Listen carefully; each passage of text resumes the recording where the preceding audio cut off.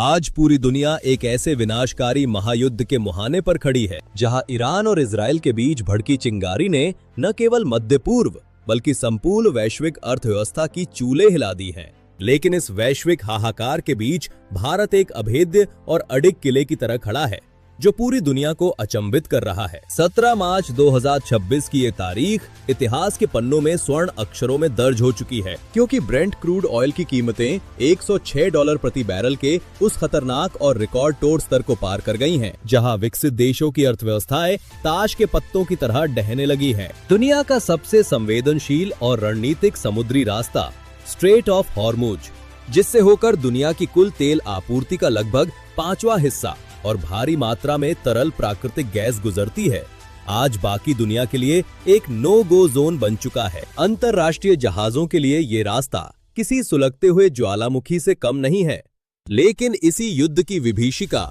और बारूदी गंध के बीच से तिरंगा लगे विशाल भारतीय टैंकरों नंदा देवी और शिवालिक का सीना तान कर सुरक्षित निकलना भारत की उस प्रचंड और अजेय कूटनीति का जीता जागता प्रमाण है जिसे आज दुनिया मोदी जयशंकर मैजिक के नाम से संबोधित कर रही है। जब अमेरिका और नाटो जैसे संगठनों के अत्याधुनिक युद्धपोत और उनके विशाल तेल टैंकर इस मार्ग पर जाने का साहस नहीं जुटा पा रहे हैं, तब भारतीय नौसेना के कड़े संरक्षण में हमारे टैंकरों का बिना किसी खरोच के पश्चिमी भारत के वड़ीनार पोर्ट पर पहुंचना ये साफ कर देता है कि भारत अब केवल एक उभरती हुई शक्ति नहीं बल्कि वैश्विक व्यवस्था का नया बॉस बन चुका है। ईरानी राजदूत मोहम्मद फथाली का वो आधिकारिक और ऐतिहासिक बयान, जिसमें उन्होंने स्पष्ट रूप से कहा कि भारत हमारा एक ऐसा अभिन्न और भरोसेमंद मित्र है जिसके लिए हम अपनी सीमाओं को खोल देंगे और किसी भी कीमत पर भारत की ऊर्जा सुरक्षा को बाधित नहीं होने देंगे। भारतीय विदेश मंत्रालय की उस दशकों पुरानी तपस्या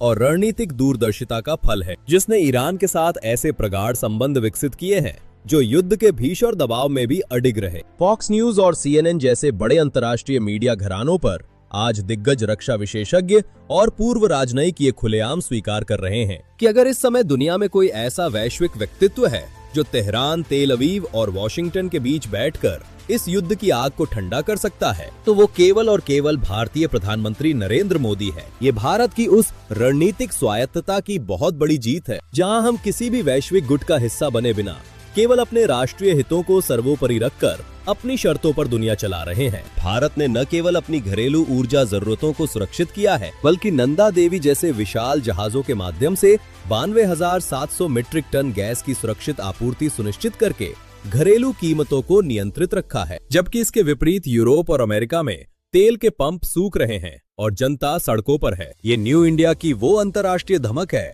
जिसने पूरी दुनिया को ये कड़ा संदेश दे दिया है कि आज की आधुनिक कूटनीति में सबसे बड़ा हथियार मिसाइलें या परमाणु बम नहीं बल्कि वह अटूट साख और विश्वसनीय मित्रता है, जिसे प्रधानमंत्री मोदी ने पिछले 1 दशक में वैश्विक पटल पर बड़ी मेहनत से स्थापित किया है। दूसरी ओर वर्तमान में जारी इस भीषण संकट ने वैश्विक शक्ति संतुलन के पुराने पैमानों को पूरी तरह से ध्वस्त कर दिया है। जहां एक ओर अमेरिका जैसी तथाकथित महाशक्ति इस समय अंतर्राष्ट्रीय मंच पर बेबस और अलग थलग नजर आ रही है, वहीं दूसरी ओर भारत एक विश्व गुरु और ग्लोबल स्टेबलाइजर की भूमिका में पूरी मजबूती के साथ खड़ा है। आज पूरी दुनिया इस विडंबना को देख रही है कि कैसे अमेरिकी राष्ट्रपति डोनाल्ड ट्रंप अपने नाटो सहयोगियों से हॉर्मुज में सुरक्षा के लिए मदद की गुहार लगा रहे हैं, लेकिन उन्हें हर तरफ से ठंडी प्रतिक्रिया और साफ इनकार सुनने को मिल रहा है।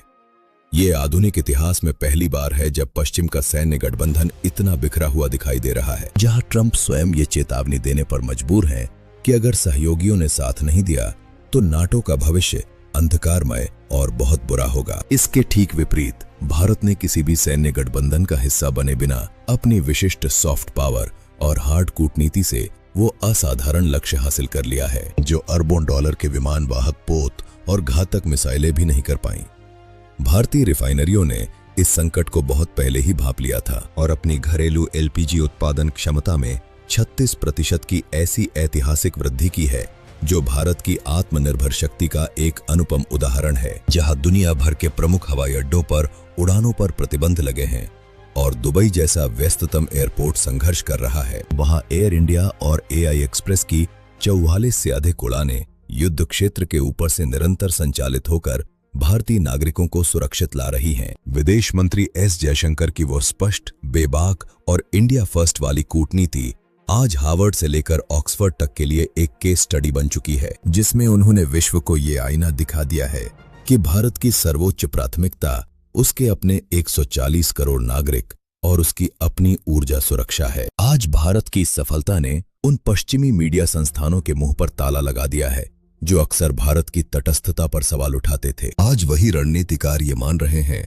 कि भारत ही वह एकमात्र ग्लोबल ब्रिज है जो पश्चिम और मध्य पूर्व के बीच संवाद का जरिया बन सकता है। प्रधानमंत्री मोदी की व्यक्तिगत साख और वैश्विक स्वीकार्यता आज उस हिमालय शिखर पर है जहां वो दुनिया के हर ध्रुव से संवाद कर रहे हैं, जहां वो एक तरफ इजराइल के साथ उच्च स्तरीय रक्षा तकनीक पर बात करते हैं और उसी समय ईरान के सर्वोच्च नेतृत्व से अपनी ऊर्जा आपूर्ति की गारंटी प्राप्त करते हैं। ये भारत की उस उभरती हुई सुपर पावर छवि का स्वर्णिम काल है जहां हम संकटों को बड़े अवसरों में बदलना जानते हैं। 21वीं सदी का भाग्य अब वॉशिंगटन या बीजिंग में नहीं बल्कि नई दिल्ली की कूटनीतिक मेज पर भारत के हाथों से लिखा जा रहा है।